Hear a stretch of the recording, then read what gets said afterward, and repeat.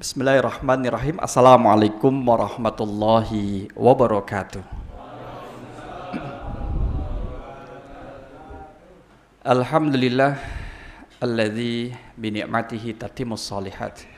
Asyhadu an la ilaha illallah wahdahu la syarikalah wa asyhadu anna Muhammadan abduhu wa rasuluh la nabiyya ba'dah. Allahumma shalli wa sallim ala nabiyyina wa rasulina Muhammad sallallahu alaihi wasallam wa ala alihi wa ashabihi wa man tabi'ahu bi ihsani ila yaumiddin. Qala Allah azza wa jalla fi kitabihil karim ba'da a'udzu billahi minasyaitonir rajim. Bismillahirrahmanirrahim. Wasari'u ila maghfiratin min rabbikum wa jannatin 'arduhas samawati wal ardu 'iddat lil muttaqin. Wa qala Rasulullah sallallahu alaihi wasallam nada munadin aina mu'afuna 'anil nas halummu ila rabbikum wa khudhu ujurakum wa haqqul muslim idza afa ayyadkhulal jannah. Bapak Ibu jamaah rahimakumullah, pada kesempatan malam kali ini kita bersama berkumpul dan juga recharging, jadi ngecas lagi setelah kemarin kita di bulan Ramadan, 1 bulan kita masuk di bulan Syawal. Syawal berarti adalah peningkatan, seyogyanya memang terus meningkat. Di antara kita tentunya masih ada yang bangun jam 3 pagi. Tidak, Kang Sarjo? Jam 3 pagi sudah bangun. Karena kebiasaan dari sebelumnya ketika Ramadan. Ada juga masih ada yang terbangun setengah 4. Atau bahkan jam 4. Waktu-waktu sahur itu masih bangun. Ada kemudian dari kita masih kemudian memperlama duduk di masjid setelah sholat untuk tilawatul Quran atau zikir. Sebagaimana di bulan Ramadan dilakukan. Ketika ini masih muncul, maka bagi kita adalah harus tetap membina. Jangan kemudian mengignore, membiarkan. Kalau jam setengah 3 bangun, jam 3 bangun, masih pagi, tidur lagi lah. Kalau itu dimunculkan, ditunda-tunda, maka akan menjadi satu habit, satu kebiasaan. Yang semula kita sudah bina di madrasah Ramadaniyah, itu kemudian menjadi hilang. Padahal kita berada di bulan Syawal. Nah, kita bersyukur pada Allah SWT di bulan Syawal ini kita masih diberi nikmat, dan inilah menjadi kewajiban kita untuk melakukan kesyukuran meliputi 3 hal elemen. 3 hal yang harus kita sertakan dalam kesyukuran. 1 adalah elemen hati, meyakini bahwa nikmat yang kita terima itu adalah dari Allah. Yang kedua adalah elemen lisan, biqauli alhamdulillah atau kalimat thayyibat yang lainnya. Jadi mengucapkan alhamdulillah itu menggunakan lisannya. Yang ketiga adalah elemen berkaitan dengan nikmat tersebut. Kalau misalkan nikmat sehat akal, salah satu bentuk syukurnya adalah dengan thalabul ilmi. Jadi kita belajar sekarang ini adalah dalam rangka mensyukuri sehat akal kita. Maka ketika nikmat itu berupa rizki yang berupa uang, kesyukurannya adalah dalam bentuk zakat, infak, dan sedekah. Orang uangnya banyak, alhamdulillah, kamu nggak zakat? Alhamdulillah. Jadi dia banyak mengucapkan alhamdulillah sering diucapkan, tapi tidak zakat. Apalagi kemudian infak, sedekah, itu juga tidak. Dia hanya mengucapkan alhamdulillah ini dari Allah, dia yakin itu semua hartanya dari Allah, tapi tidak zakat. Maka tidak dikatakan sempurna kesyukurannya. Maka kalau kesyukurannya adalah karena dia sudah masuk dalam nisab dan haul, maka bentuk syukurnya adalah membayar zakat. Dan semoga kita yang berada di tempat ini termasuk hamba-hamba yang pandai bersyukur. Amin ya rabbal alamin. Salawat salam semoga tetap tercurahkan kepada baginda Rasulullah sallallahu alaihi wasallam, kepada keluarga, sahabat tabi'in, dan juga orang-orang yang senantiasa memperjuangkan sunnah beliau. Bapak Ibu jamaah rahimakumullah, termasuk pada kesempatan kali ini adalah membuka kegiatan di PRM Papringan ini. Maka di bulan Syawal juga kita menjadi bersyukur lagi. Salah satu nikmat yang tidak dimiliki oleh orang yang meninggal adalah nikmat hidup. Bapak Ibu, kalau misalkan Bapak Ibu pernah tidak berkomunikasi dengan orang meninggal? Nggak pernah kan ya? Seandainya kemudian kita bisa menanyakan kepada orang meninggal, Ustaz Naf'an, kalau kita tanya, kira-kira ditawari, kamu mau sehat atau mau hidup? Itu kira-kira apa yang diminta? Hidup. Orang meninggal itu kalau ditawarin sesuatu Bapak Ibu, itu dia ingin hidup lagi. Kenapa kemudian hidup lagi? Karena kalau dia dengan hidup lagi bisa melakukan aktivitas, bisa melakukan kebaikan dan kemudian dia bisa beristighfar kepada Allah sebanyak apapun yang dia mau. Itu orang kalau masih hidup. Kalau orang mati ditawarin mau hidup, itu melakukan itu, ingin melakukan amal soleh. Bayangkan betapa besar keinginan orang yang mati itu pengen hidup lagi. Kalau ditawarin itu pengen hidup lagi. Oleh karena itulah kemudian dalam surah An-Naba ayat yang terakhir, A'udzubillahi minasyaitonirrajim. Wa qalal kafiru ya laitani kuntu turaba. Dan orang kafir yang waktu itu nantinya dia berada di akhirat itu mengatakan ya laitani, seandainya saya kuntu turaba, dulu di bumi berupa tanah ya. Orang ini sudah berada di akhirat, kemudian dia berandai-andai dengan kata laitani, seandainya saya berupa tanah ya. Kenapa dia minta jadi tanah, Bapak Ibu? Kenapa orang kafir kemudian ketika di akhirat ingin berharap dulu di dunia berupa tanah? Karena tanah itu tidak akan dihisap. Tanah itu tidak akan dimintai pertanggungjawaban. Maka dia ingin menjadi seperti itu. Ingin kemudian menjadi tanah yang kemudian tidak dimintai pertanggungjawaban. Maka menggunakan kata laita. Laita itu adalah mengharapkan sesuatu yang tidak mungkin terjadi. Nanti kita lihat la'alla di Al-Baqarah 183. Nah, ketika orang kemudian yang sudah meninggal tidak bisa melakukan apa yang kita lakukan, maka kita selaku orang yang masih hidup harus memaksimalkan apa yang bisa kita lakukan. Salah satunya adalah dengan beristighfar. Salah satunya itu. Maka di awal surah Ali Imran 133 Allah berfirman, A'udzubillahi minasyaitonirrajim, wasari'u ila magfiratim mir rabbikum. Dan bersegeralah kalian mencari ampunan Tuhanmu. Nah, wasaru ila magfirah. Magfirah Bapak Ibu, apa artinya magfirah? Bagian ampunan. Magfirah adalah ampunan. Kalau kita lihat dalam Mu'jamul Mufradat, Mu'jam Mufradatil Quran, Mu'jam Mufradat Al-Fadhil Quran, jadi kamus tentang kata-kata Al-Quran yang ditulis oleh Dr. Ragib Al-Asfahani itu meninggal tahun 500-an, bahwa magfirah dari kata ghufara. Ghufara itu bisa berarti pakaian. Pakaian apa? Pakaian yang melindungi badan dari sesuatu yang kotor. Itu ghufara. Jadi bisa memberi makna itu. Kemudian istighfar atau ghufran atau magfirah itu diartikan ampunan. Apa hubungannya ampunan dengan pakaian? Kalau pakaian itu melindungi badan dari sesuatu yang kotor, yang bisa mengenai badan itu, tapi kalau istighfar atau magfirah adalah sesuatu yang bisa melindungi manusia dari neraka. Jadi saya seperti perisai. Jadi magfirah itu adalah seperti perisai. Kalau tidak mau dijilat sama api neraka, perbanyaklah istighfar. Jadi itulah kemudian kita diperintahkan untuk bersegera. Wasari'u ila magfiratim mir rabbikum. Di dalam Al-Quran kurang lebih ada 5 tempat. Mas Anas nanti dicek ya yang pegang Al-Quran. Ada 5 tempat di mana kita harus bergegas, bersegera. Tidak boleh taswif, tidak boleh menunda-nunda. Taswif tidak boleh, menunda-nunda. Apalagi ithar, kamu duluanlah saya nanti, mendahulukan orang lain daripada dirinya. Itu tidak boleh. Yang pertama adalah di dalam surah Al-Baqarah 148. Di tengah-tengahnya ada yang berbunyi fastabiqul khairat. Artinya apa? Berlomba-lomba dalam kebaikan. Kemudian ada makna di sana, jadilah juara dalam hal kebaikan. Karena kita berlomba-lomba, saat kita berlomba-lomba maka jadilah yang juara dalam kebaikan. Dalam kebaikan sedekah kita menjadi juara dalam bidang sedekah. Dalam lomba-lomba berkata jujur kita menjadi juara di kategori orang yang jujur dan tidak berdusta. Dalam juara apa lagi? Dalam lomba birrul walidain kita menjadi juara dalam berbuat baik terhadap orang tua. Itu di dalam surah Al-Baqarah 148. Maka dalam kebaikan Bapak Ibu kita harus berlomba-lomba. Tidak boleh kemudian kamu duluan, saya nanti, saya kapan-kapan aja lah bisa. Tidak boleh. Harus berlomba. Misalkan kalau soft pertama ini dalam soft sholat ini ada satu tempat, masih ada satu space ruangan untuk satu orang. Maka kalau ada 2 orang merebutkan satu tempat ini, dua-duanya baik. Dua-duanya betul, karena dia bergegas berlomba-lomba untuk memenuhi satu tempat. Tapi kan pasti hanya bisa dimuati satu orang, sehingga yang satu kemudian mundur.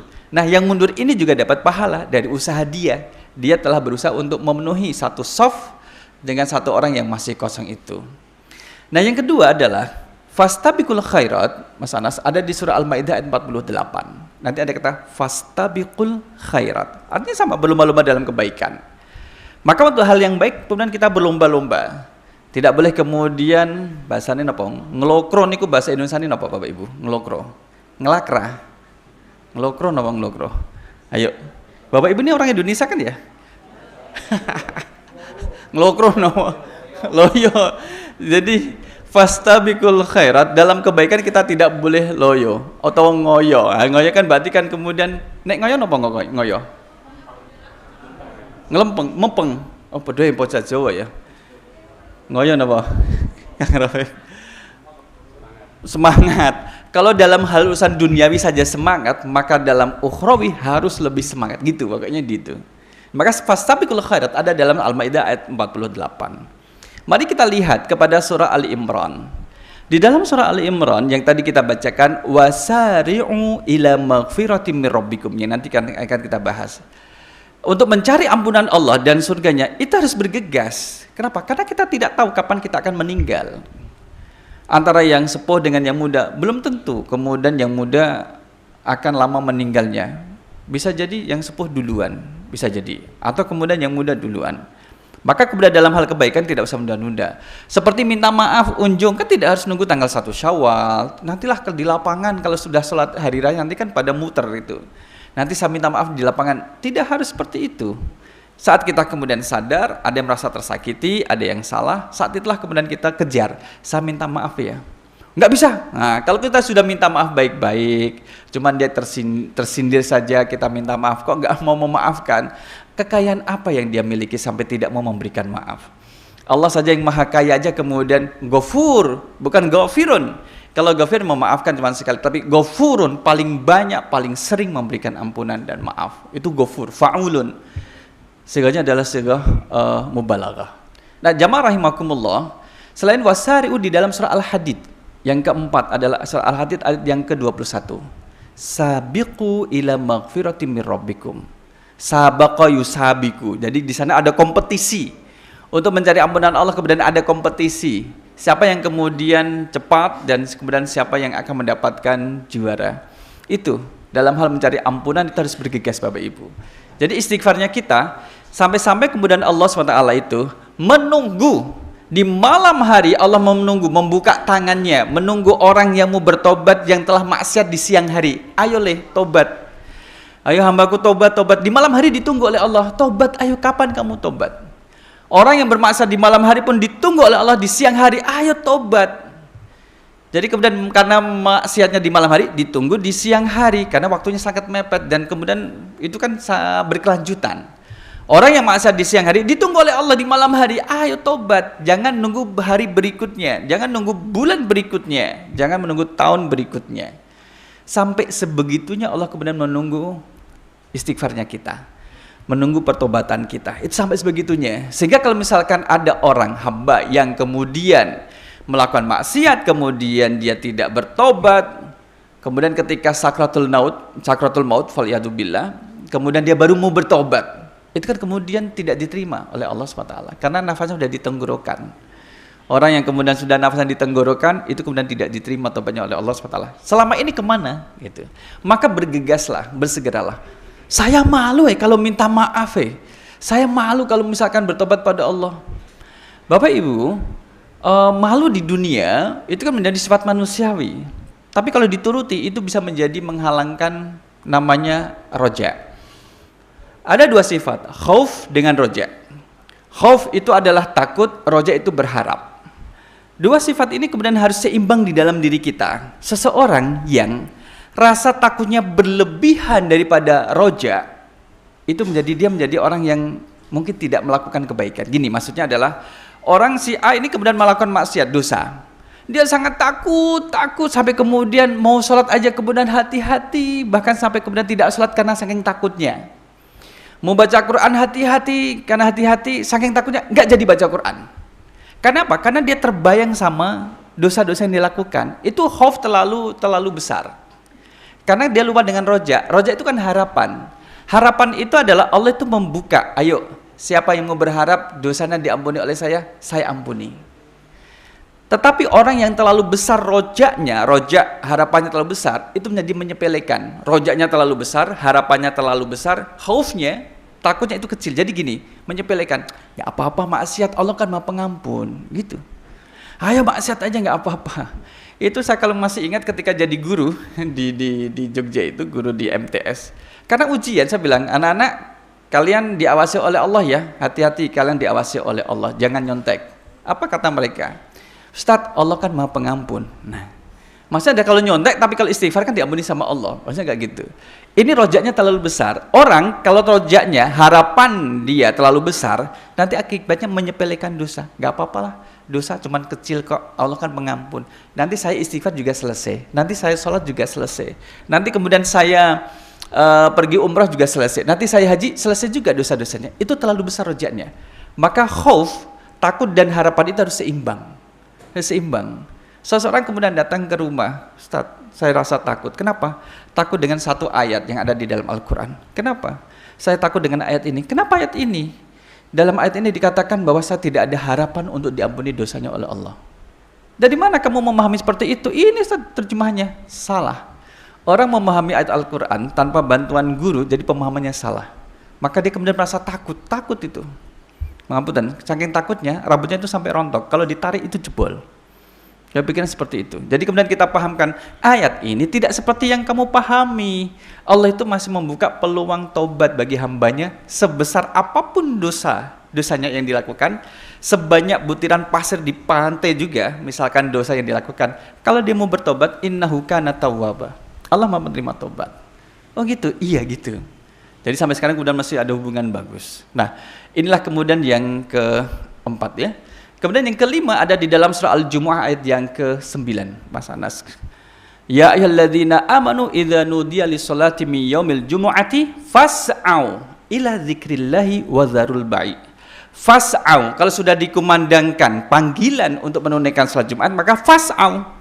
Yang masih berjalan, yang sudah dengar azan, kalau zaman Utsman adalah azan yang kedua, bergegaslah. Maka bergegas, karena ini kemudian akan memenuhi panggilan Allah. Fas'au ila zikrillah. Bahkan untuk urusan duniawi, wazarul bai', tinggalkan jual beli. Yang lagi ngepres, tinggalkan. Yang lagi apa lagi? Yang lagi jualan, tinggalkan. Maka kalau kita lihat, mungkin sama di Libya juga, Ustaz Fikri. Kalau di Mesir, di depan masjid itu kemudian banyak dagangan yang ditinggal. Kemana orangnya? Pada berada di masjid. Selesai salat Jumat baru kemudian jaga dagangannya dan nanti akan dikerubungi. Nah, inilah dalam hal-hal fas'au ila zikrillah, untuk mengingat Allah, melakukan amal ibadah yang mengingat kepada Allah, mengingatkan kepada Allah, itu harus disegerakan. Harus disegerakan. Nah, itulah kemudian 5 tempat yang ada dalam Al-Qur'an yang mengajarkan pada kita untuk bersegera dan melakukan kebaikan. Yang pertama, surat ayat berapa? Oke. Yang kedua, surat ayat. Oke. Yang ketiga, yang keempat, Masya Allah. Yang kelima terakhir tadi, luar biasa. Cuma ayat yang ke-9 kan enak kalau yang lihat rekaman di YouTube. Oh, pada jawab ya jamaahnya. Iya, pada jawab. Jawabnya dalam hati.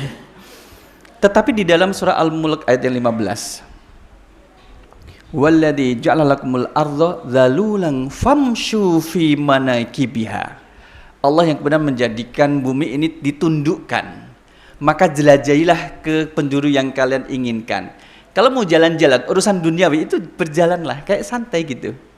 Famshu fi manakibiha, masya yamshi. Famshu, kemudian berjalanlah kalian. Ya berjalan, untuk masalah dunia itu jalan. Tapi kalau urusan akhirat, kebaikan, itu harus berlari dan harus bergegas. Nah, dalam hal ini kemudian kita mendapatkan kenapa di dalam Ali Imran 133 tadi Allah berfirman wasari'u ila magfiratin mir rabbikum. Karena kita ingin dijadikan sebagai pribadi yang bertakwa. Dari sekian standar orang yang bertakwa itu, Bapak Ibu, kita kaitkan dengan Al-Baqarah 183. Ujung ayat 183 surat Al-Baqarah. Bagaimana bunyinya? La'allakum tattaqun. Jadi tattakunnya ini kemudian diawali dengan ya ayyuhalladzina amanu. Tidak ada orang yang bertakwa kecuali dia beriman terlebih dahulu. Kalau orang itu beriman, maka potensi menjadi bertakwa itu ada. Kenapa harus bertakwa yang kita cari? Inna akramakum indallahi atqakum. Orang yang paling mulia di sisi Allah adalah yang paling bertakwa. Dan ketika Allah menyebutkan indikasi ciri-ciri orang bertakwa itu tidak dilekatkan dengan warna kulit, jenis bahasa, pendapatan, itu enggak menggunakan standar itu, Bapak Ibu. Standarnya ada standar yang terbuka. Gitu? Kang Ong, kalau misalkan menjadi orang bertakwa adalah yang paling tampan, kira-kira kita ini termasuk orang bertakwa tidak, Kang Ong? Jadi Allah tidak menggunakan standar secara fisik. Physically itu tidak digunakan standar.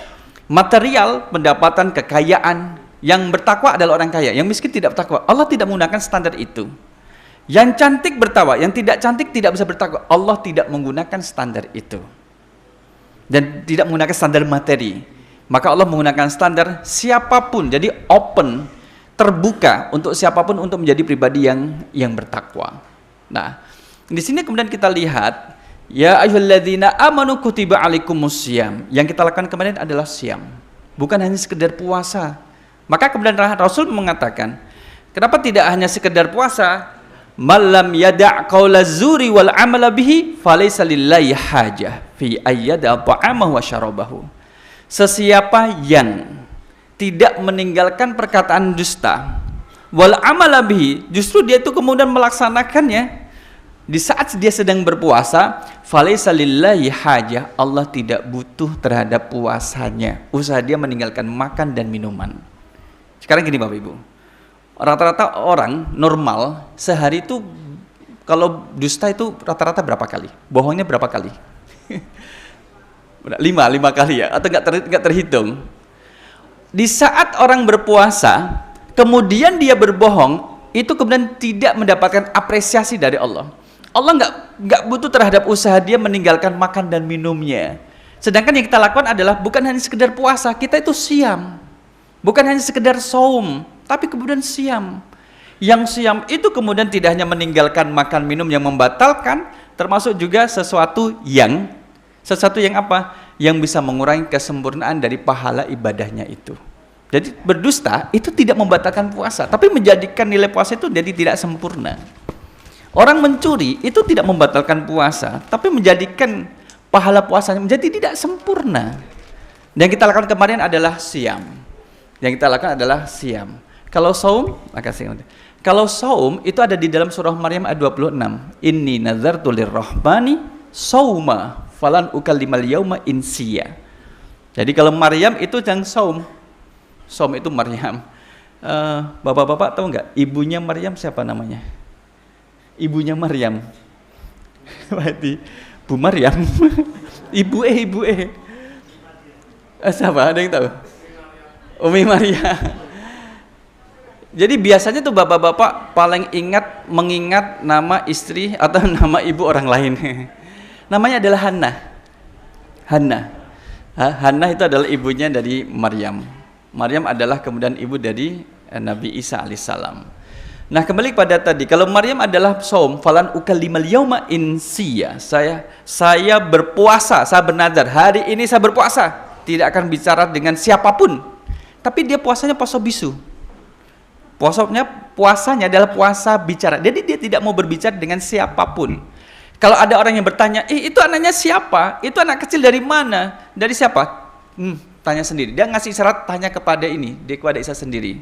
Maka kemudian Nabi Isa termasuk salah satu dari 3 bayi yang bisa berbicara pada usia yang masih kecil. Jadi 3 bayi yang bisa berbicara, ya kan? Itu adalah satu Nabi Isa yang kemarin mengatakan ini Abdullahi, asal adalah hambanya Allah. Yang kedua adalah bayi dalam kisahnya Jurej yang dipanggil sama ibunya Jurej. Ada namanya Jurej? Nggak ada. Yang ketiga adalah bayi dalam kisah Ashabul Ukhdud, parit, orang yang beriman kemudian dilempar ke dalam parit dulu. Nah kembali kepada kata siam. Orang yang beriman kemudian siam, la'allakum tattaqun. Nah, ini kemudian yang diulang-ulang agar kalian menjadi orang yang bertakwa. Maka la'alla itu adalah lawan daripada laita. Kalau laita itu mengharapkan sesuatu yang kemungkinan kecil, bahkan sering tidak terwujud. Tapi kalau la'alla itu mengharapkan sesuatu yang kemungkinan besarnya terwujud. Orang beriman kemudian dia puasanya dengan benar, bisa jadi orang bertakwa. Tapi tidak selalu, tapi bisa. Kemungkinan bisanya itu besar. Kalau dia betul-betul siam, ya kan? Kalau dia betul-betul siam. Tatakun Bapak Ibu jamaah rahimakumullah. Dulu saya diajar Pak Edi ilmu sorof. Di kelas 5 atau kelas 6 Pak SD di MI. Kemudian suruh menghafal ittaqa yattaqi. Kemudian yattaqi yattaqiyani yattaquna. tattaqiyani yattaqina. Kemudian tattaqiyani tattakuna. Nah, tattakuna itu adalah fi'il mudhari'. Kalau di tasrif lugawi, istilahnya adalah di fi'il mudhari'. Kalau di tasrif lugawi itu adalah nomor yang ke-7 dari 14 nomor. Masih ingat Bapak Ibu? Ini kan Bapak Ibu semuanya alumni madrasah kan? Sama dengan saya, alumni madrasah Mujahidin. Nah, itu kemudian kita dapatkan, kenapa fi'il mudhari' yufidut tajaddud wal istimrar. Mbak Suni juga guru saya. Orang yang kemudian fi'il mudhari' itu menceritakan sesuatu yang terjadi terus-menerus dan berkelanjutan. Sustainability-nya itu berjalan terus-menerus. Hari ini menjadi orang bertakwa, besok menjadi orang bertakwa, berikutnya bertakwa. Maka dalam hadis berupa larangan, la taghdab. Ghadiba yaghdabu, janganlah kamu marah. Itu kan ghadiba yaghdabu fi'il mudhari'. Hari ini enggak boleh marah, nanti tidak boleh marah, selanjutnya juga tidak boleh marah. Jadi dia memberi makna yufidu at-tajaddud wal istimrar. Jadi terus menerus. Maka menjadi orang bertakwa itu adalah yang tidak berkaitan dengan tempat dan waktu. Rasul SAW menyebutkan kepada kita, ittaqillaha haitsuma kunta. Bertakwalah kepada Allah haitsuma kunta, dimanapun Anda berada. Takwa kalau secara bahasa, Pak Iput kan ada maknanya adalah takut. Takwa itu bisa berarti hati-hati. Takwa bisa berarti tunduk, taat, patuh, dan bisa bermakna takut tadi. Itu adalah takwa secara bahasa demikian. Kalau makna istilahnya kan kita tahu melaksanakan apa yang diperintahkan dan meninggalkan yang dilarang. Itu secara istilahnya. Nah, jamaah rahimakumullah. Jadi dalam kehidupan yang singkat ini, kalau kita lihat dengan orang yang sudah meninggal, keinginan besarnya tentunya adalah ingin menjadi orang yang bertakwa. Karena dia adalah ingin menjadi orang yang selamat. Yang kalau misalkan sudah meninggal tidak bisa, satu antara lain adalah tidak bisa beristighfar untuk dirinya sendiri.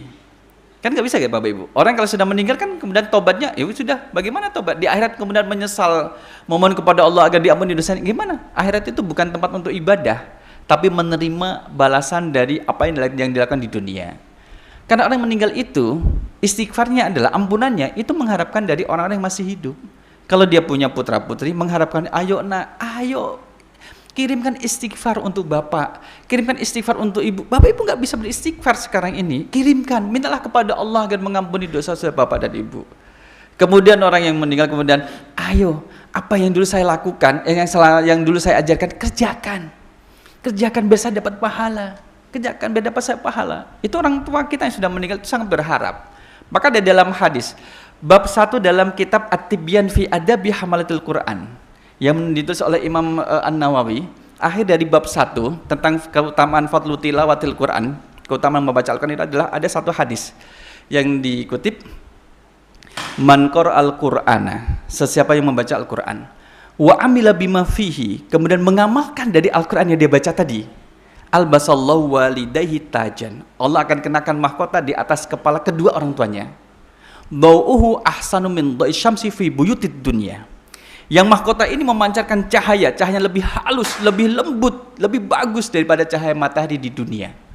Nah, itu yang bisa kita lakukan.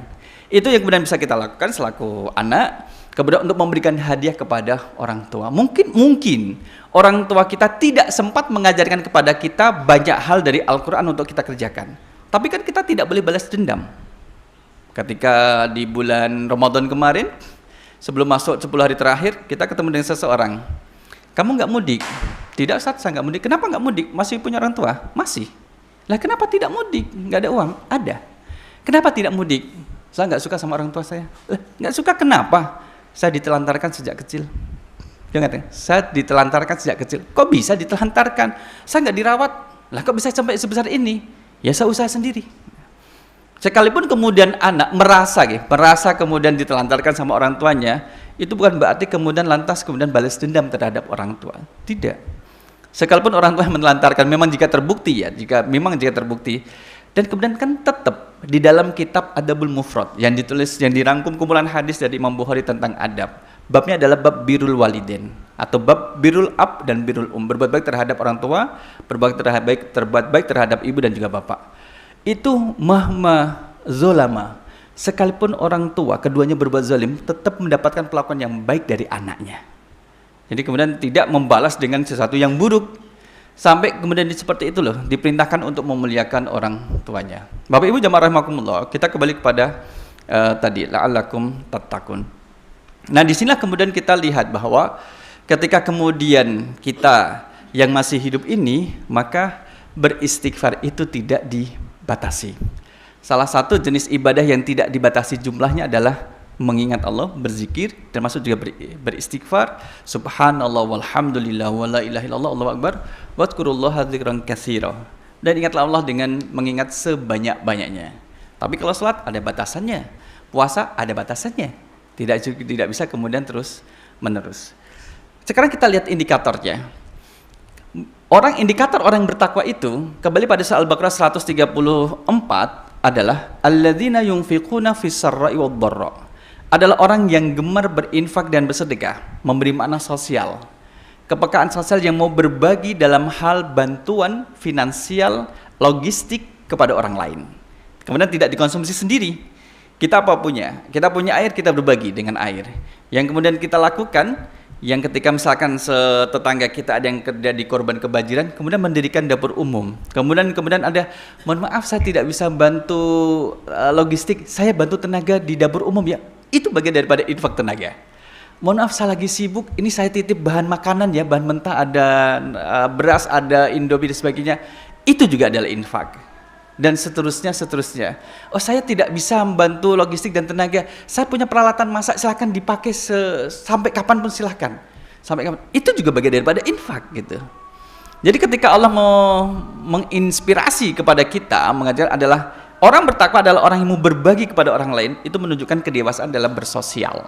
Jadi dia tidak menjadi manusia yang individualis, tapi manusia sosial yang untuk bisa hidup itu perlu bantuan orang lain. Hari ini kita membantu, boleh jadi kita akan dibantu oleh orang lain di kemudian waktunya. Siapa yang kemudian hari ini tidak mau membantu orang lain di saat dia mampu untuk membantu, tunggu Allah akan perlihatkan bagaimana rasanya ketika tidak dibantu oleh orang lain.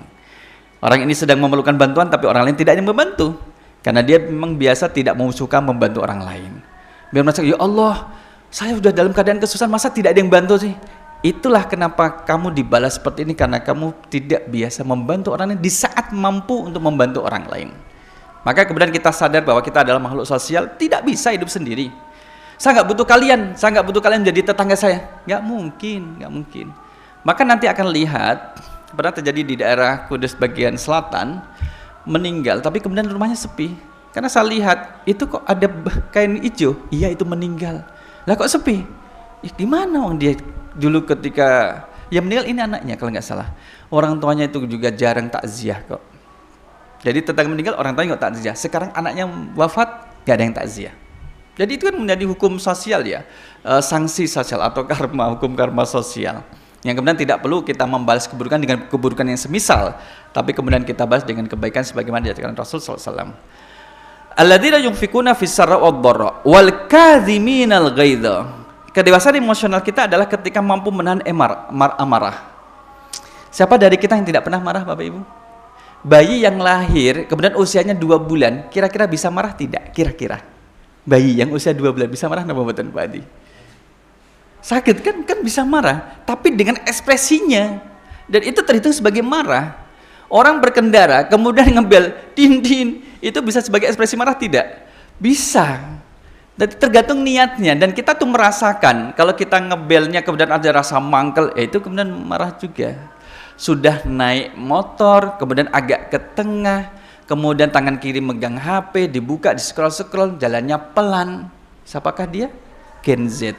Itu anak Gen Z itu kayak gitu, merasa dia itu sendiri di dunia ini, dan kemudian tidak peka dengan orang-orang yang ada di sekitarnya. Itu perlu kita kasih edukasi ya. Nah, jamaah rahimakumullah, wal kadhiminal ghaidha. Orang bertakwa itu kemudian adalah menahan diri supaya tidak marah karena buah dari nafsu. Sekarang gini, Rasul pernah marah tidak? Rasul pernah marah? Pernah. Satu, ketika perang Khandaq, Rasul marah kepada kaum kafir Quraisy Makkah karena serangannya yang bertubi-tubi itu hampir-hampir Rasul sholat asarnya mendekati waktu maghrib. Tapi marahnya Rasul adalah karena ada kemaksiatan, ada kemungkaran yang dilakukan oleh orang-orang kafir Quraisy. Yang kedua, dalam peristiwa Ar-Raj'i sama Bi'rul Ma'unah. Itu ada ketika Rasul mengirim 70 sahabat untuk berdakwah melalui Bakar. Itu kemudian 70 orang ini dibunuh oleh sekutu yang memusuhi, yang benci terhadap kaum muslimin. Itu Rasul marah, itu Rasul betul-betul mendoakan mereka agar dihancurkan oleh Allah. Karena 70 orang kebanyakan adalah para hafiz, kemudian tidak dalam kondisi berperang, dibunuh dan dibantai 70 sahabat. Itu Rasul marah. Nah, marahnya Rasul itu bukan dari emosi, bukan dari godaan setan, bukan. Karena kemudian melihat kemungkaran. Nah, kadang kita, emosional kita adalah kemudian ketika dari godaan setan. Kalau dulu bapak-bapak kelihat dimasakan sama istrinya kemudian gosong, kira-kira marah apa senyum? Kan gitu. Berani marah, lama tidak dimasakin lagi itu. Jadi kita lihat ya kayak gitu. Karena kalau kita lihat orang salah karena ketidaktahuannya itu kemudian dia berbuat salah, akhirnya kan kita kemudian menjadi ingat pada diri kita sendiri. Oh iya, dia bisa salah, berarti saya juga punya potensi untuk salah karena dia tidak tahu. Coba kalau dia kasih tahu kok masih salah, itu baru kebangetan. Tapi kalau misalkan nggak tahu dan salah, ya karena ketidaktahuannya. Sampai Rasul kemudian mendoakan orang mana itu? Taif, Allahumma hdi qaumi fa innahum la ya'lamun. Ya Allah, berilah petunjuk kepada kaumku fa innahum la ya'lamun. 10 tahun kemudian, jadi ya Allah berikanlah petunjuk kepada kaumku orang-orang Taif fa innahum la ya'lamun, karena mereka tidak mengetahui. Apakah Allah ijabai waktu itu? Tidak. Sekalipun dia nabi, tidak diijabain waktu itu. Nunggu 10 tahun kemudian setelah Fathu Makkah. Rasul ke Taif kan 2 tahun sebelum berhijrah. Maka Fathu Makkah adalah 8 tahun setelah berhijrah. Setelah berhijrah sehingga kemudian usianya genap 10 tahun. Wa ra'aitan nasa yadkhuluna fi dinillahi afwaja. Dan kemudian engkau melihat orang-orang masuk memeluk agama Islam secara berbondong-bondong. Nah, jamaah rahimakumullah, sebelum kita akhiri, kemudian wal kadhiminal ghaidha adalah orang kemudian mampu menahan amarahnya. Wal afina 'anil nas. Kita menjadi orang yang kemudian ringan dan mudah memaafkan kesalahan orang lain. Mungkin ada yang memfitnah kita, ya udah. Karena dia suka memfitnah, ya udah. Kita malah kemudian kalau perlu dikasih hadiah, kasihlah hadiah. Ada yang menggibah kita, kalau perlu dikasih hadiah, kasihlah hadiah. Karena sekelas Imam Hasan Al-Basri saja, ketabiiannya itu kemudian mendekati sahabat, itu digibah oleh orang lain. Itu sekelas Imam Hasan Al-Basri. Lah bagaimana dengan jamaah Masjid Al-Falah? Mungkin nggak digibah sama orang lain? Sambil ngecor kemudian gibah, aku memang sambil ngecor sambil menggibah orang lain, mungkin nggak. Bisa jadi gitu. Tapi ketika dikasih tahu bahwa Imam, engkau telah digibah oleh orang lain, apa kata Imam Hasan Al-Basri? Ngambil duna dikasih kurma, kasih kepada orang yang menggibah saya. Lah kok bisa? Kasih. Di saat dia menghibah, Allah ambil pahalanya diberikan kepada saya, dan ini kurma ini sebagai bentuk hadiah saya kepadanya. Saya tidak melakukan amal ibadah, tapi kemudian saya dapat pahalanya. Wallahu yuhibbul muhsinin. Apapun kebaikan yang kita lakukan, Allah selalu suka terhadap kebaikan dan kita juga akan dicintai. Nah, inilah kemudian dikaitkan dengan surah Al-Isra ayat yang ke-7. In ahsantum li anfusikum wa in asatum falaha. Kalau kita berbuat baik, maka balasan kebaikan akan kembali pada diri kita. Wa in asatum falaha. Siapapun yang berbuat buruk tidak akan lama, cepat ataupun lambat Allah akan tunjukkan balasan dari keburukan itu, kecuali kalau dia bertobat, maka putus. Ancaman itu menjadi putus. Nah, inilah Bapak Ibu jamaah rahimakumullah, karakteristik orang yang bertakwa, mulai dari beberapa ayat tadi kita sebutkan dan juga dari hadis Rasul SAW, yang ketakwaan itu tidak terikat oleh tempat dan tidak terikat oleh waktu, dan semoga kita menjadi hamba-hamba yang bertakwa. Amin ya rabbal alamin. Nasrun minallah wa fathun qarib wa basyiril mu'minin. Wassalamualaikum warahmatullahi wabarakatuh.